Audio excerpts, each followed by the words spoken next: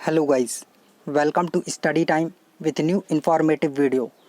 Allahabad high court से clerk के लिए नई वैकेंसी आ गई है और इसका नोटिफिकेशन भी जारी कर दिया गया है। तो बहुत से बच्चे इसका काफ़ी लंबे समय से इंतज़ार कर रहे थे कि ये जो क्लर्क की भर्ती है ये कब आएगी। ये देखिए, एडवर्टाइजमेंट जारी कर दिया गया है और इसकी जो अंतिम तिथि है वो 8 अगस्त है। तो इसके पहले आप इस फॉर्म को ज़रूर फिल कर दें अगर आप सारे एलिजिबिलिटी क्राइटेरिया को पूरा करते हैं।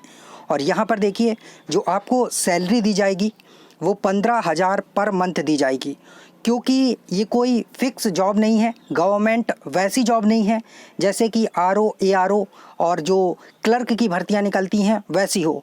ये केवल कॉन्ट्रैक्ट बेस्ड भर्ती निकाली गई है, जिसमें आपको 1 साल के लिए रखा जाएगा और इसके बाद बढ़ाया भी जा सकता है।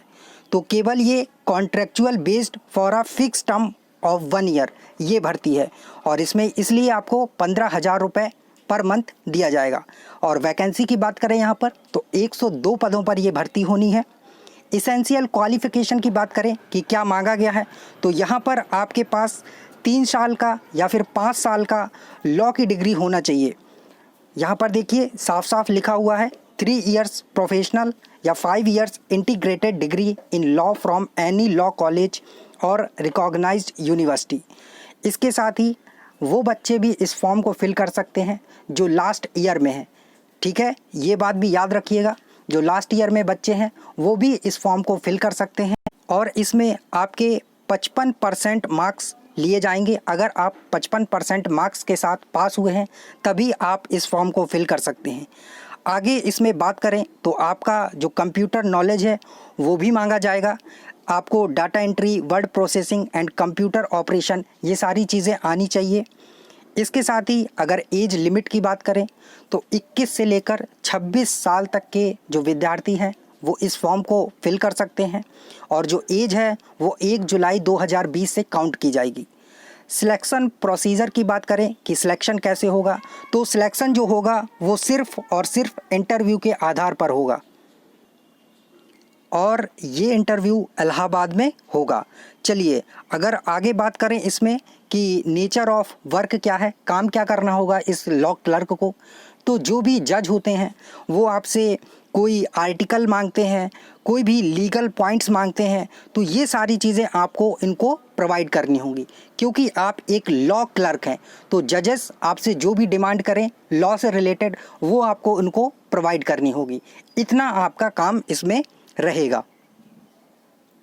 जो भी केस चल रहा है उससे रिलेटेड जो पेपर होंगे, ऐसी बहुत सी चीज़ें जो उस केस से रिलेटेड हों या कोई आर्टिकल हो या कोई जो लीगल पॉइंट्स हैं, वो सारी चीज़ें आपसे इसमें जो जजेस हैं जिनके साथ आप अटैच होंगे वो आपसे मांगेंगे और आपको उनको वो डॉक्यूमेंट्स और ये सारी चीज़ें प्रोवाइड करनी होंगी।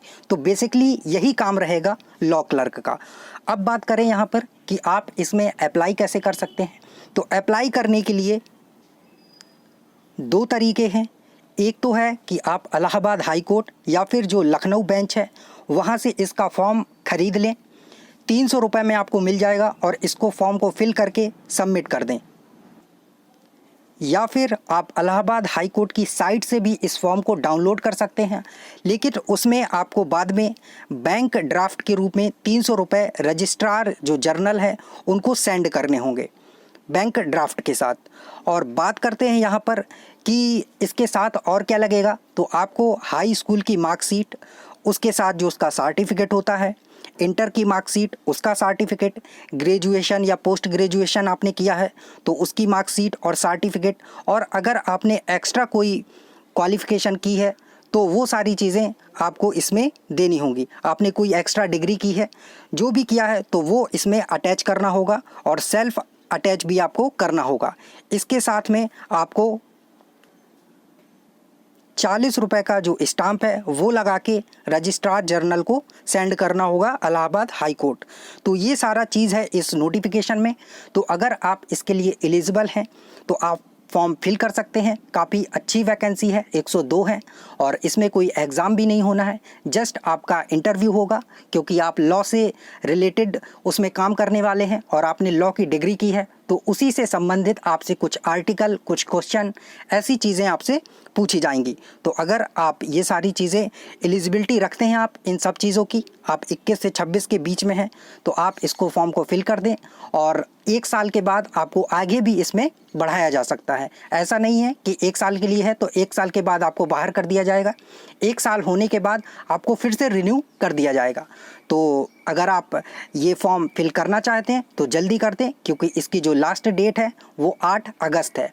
सो थैंक यू, यही थी इन्फॉर्मेशन। मिलते हैं नई इन्फॉर्मेटिव वीडियो के साथ।